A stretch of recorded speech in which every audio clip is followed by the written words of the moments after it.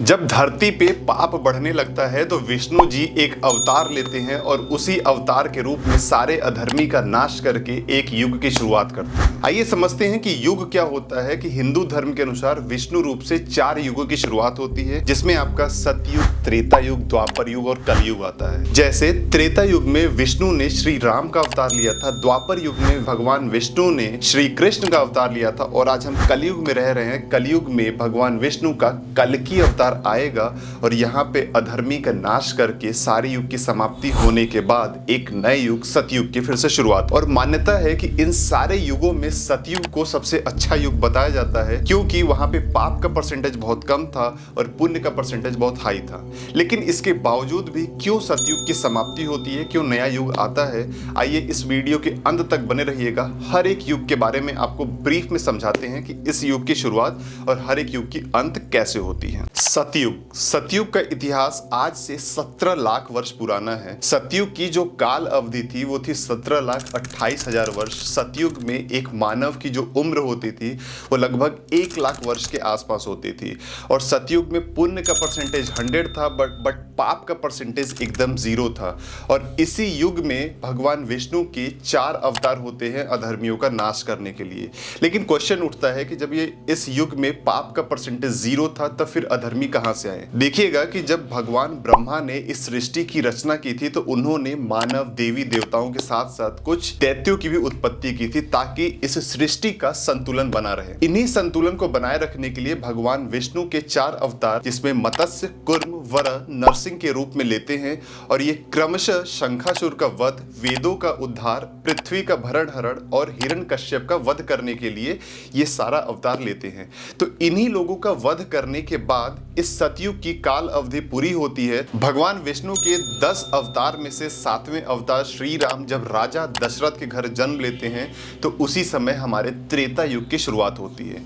और त्रेता युग की काल अवधि 12,96,000 वर्ष बताई जाती है। और इस युग में एक मानव की जो उम्र होती थी वो थी 10,000 वर्ष। और इस अवधि में, इस त्रेता युग में एक मानव की जो हाइट होती थी वो थी 100 से 150 फीट। इसी युग में रावण, बाली, कुंभकर्ण, अहिरावण जैसे अत्याचारी राजाओं का जन्म होता है, जो कि अपने बल का दुरुपयोग करके मानव जाति पर अत्याचार करते हैं। इन्हीं सारी अत्याचार को रोकने के लिए श्री हरि ने एक अवतार लिया श्री राम के रूप में। श्री राम जब रावण का वध करते हैं तो वध करने के बाद वो फिर अयोध्या के राजा वगैरह बनते हैं। अयोध्या के राजा बनते फिर वहां पे शासन वगैरह चलता है। पद्म पुराण के अनुसार जब माता सीता धरती माँ में समा गई थी उसके बाद श्री राम सरयू नदी में अपना देह त्याग करते हैं, सरयू नदी के अंदर समाधि ले लेते हैं। और ऐसे करके हमारे त्रेता युग की समाप्ति होती है और उसके बाद एक नए युग की शुरुआत होती है। अब भगवान विष्णु एक नया रूप श्री कृष्ण के रूप में जन्म लेते हैं, जहां से द्वापर युग की शुरुआत होती है। द्वापर युग की काल अवधि 8,64,000 वर्ष बताई जाती है। और यहाँ पे एक मानव की जो उम्र होती थी वो थी लगभग 1,000 वर्ष। यहाँ पे पाप का परसेंटेज 50 होता था और पुण्य का भी परसेंटेज लगभग 50 हुआ करता था। इस युग को युद्धों का भी युग बोला जाता है, क्योंकि यहाँ पे अधर्मी अपना पैर बहुत तेजी से पसार रहे थे। इसी वजह से यहाँ पे बहुत सारे युद्ध हुए हैं। महाभारत का युद्ध भी इसी युग में हुआ है। जब महाभारत का युद्ध हुआ था तो महाभारत के युद्ध की समाप्ति के बाद, सारे अधर्मियों का नाश करने के बाद, यहाँ पे हस्तिनापुर का राज तिलक युधिष्ठिर का होता है। और उसी राज तिलक में गांधारी आती हैं और श्री कृष्ण को श्राप देती हैं कि जिस तरीके से तुमने मेरे कुल का नाश कर दिया, तुम्हारे कुल का भी नाश हो जाएगा। इस श्राप के बाद द्वारका नगरी का धीरे धीरे नाश होने लग जाता है। लगभग 36 साल तक युधिष्ठिर हस्तिनापुर पे राज करते हैं, सारे पांडव हस्तिनापुर पे राज करते हैं। और इन्हीं 36 सालों में मदिरा पी के लोग आपस में लड़ने लग जाते हैं द्वारका नगरी में। और उसके बाद धीरे धीरे द्वारका नगरी खत्म हो जाती है। और एक समय जब एक पेड़ के नीचे श्री कृष्ण विश्राम कर रहे थे और वहीं पे ये भी मान्यता है कि श्री कृष्ण उसी पेड़ के नीचे अपना देह त्याग कर देते हैं। और ये बात जब हस्तिनापुर के राजा युधिष्ठिर को पता लगती है तो वो इसके बाद भी वो समझ जाते हैं कि हमारा भी जो काम था जिसलिए हम यहाँ पे आए थे वो हमारा पूर्ण हो जाता है। और ये सारा राजपाट वो परीक्षित को देख के सारे पांडव वो लोग निकल पड़ते हैं। द्वापर युग में ही एक बार महाबली भीमसेन हनुमान जी से गंध मदन पर्वत पर मिलते हैं। वो बोलते हैं कि हे पवन पुत्र, आप युगों से इस पर्वत पर निवास कर रहे हैं, आप महाज्ञान के भंडार हैं, बल बुद्धि में प्रवीण हैं, कृपया आप मेरे गुरु बनकर मुझे शिष्य रूप में स्वीकार करें और मुझे ज्ञान की भिक्षा दीजिए। इसके बाद हनुमान जी उनको बताते हैं, हनुमान जी उनको ज्ञान देते हैं, उनको चारों युग के बारे में हनुमान जी उनको बताते हैं। वो बताते हैं कि हे भीमसेन, सबसे पहले सतयुग आया।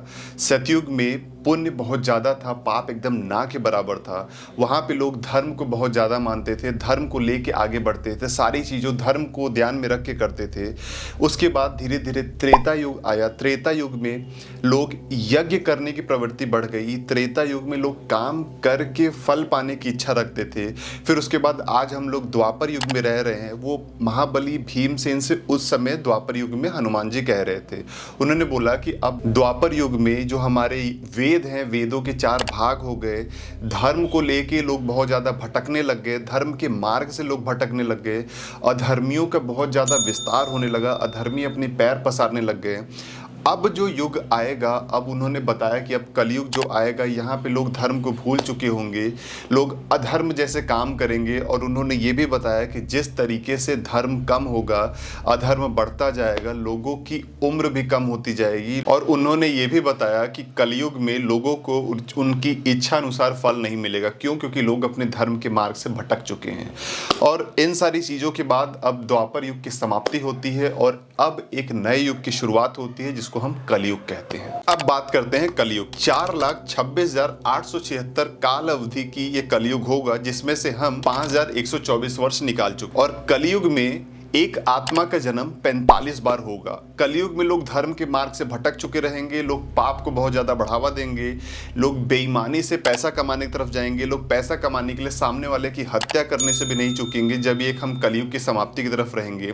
और बताया जाता है कि जब हम धर्म के मार्ग से भटक कर पाप को बढ़ावा देंगे तो एक इंसान की उम्र भी धीरे धीरे कम हो जाएगी और कलयुग की समाप्ति तक एक इंसान की उम्र महज 12 वर्ष रह जाएगी।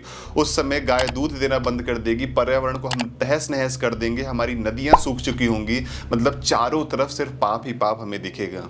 और इन्हीं सारी चीजों को, यही सारा अधर्म, यही सारा अधर्मियों को खत्म करने के लिए ब्राह्मण के घर भगवान विष्णु का कल्कि अवतार जन्म लेगा, जिसका उल्लेख ब्रह्म पुराण में कहा गया है। और जब कल्कि जन्म लेगा तो घोड़े पे सवार होके एक बहुत बड़ी तलवार लेके हाथ में आएगा और मात्र 3 दिन के अंदर पूरे पृथ्वी से अधर्मियों का नाश कर देगा। और वहां पे उस समय से फिर एक 12 सूरज निकलेंगे, पूरी पृथ्वी जलमग्न हो जाएगी और उसके सूखने के बाद ये कलयुग की समाप्ति हो जाएगी। और कलयुग समाप्त होने के बाद एक नया युग, फिर से सतयुग शुरू होगा और फिर से सारा सृष्टि वैसे ही चलेगा जैसे चल रहा था। नाउ यहाँ पे आई होप आपको चारों युग के बारे में बहुत अच्छे से समझ में आया होगा। मैंने कोशिश किया है कि आपको चारों युग के बारे में बहुत अच्छे से समझाऊं। आई होप आपको समझ में आया होगा। उम्मीद करता हूँ वीडियो आपको बहुत अच्छी लगी होगी। कैसी लगी वीडियो एक बार कमेंट करके जरूर बताइएगा।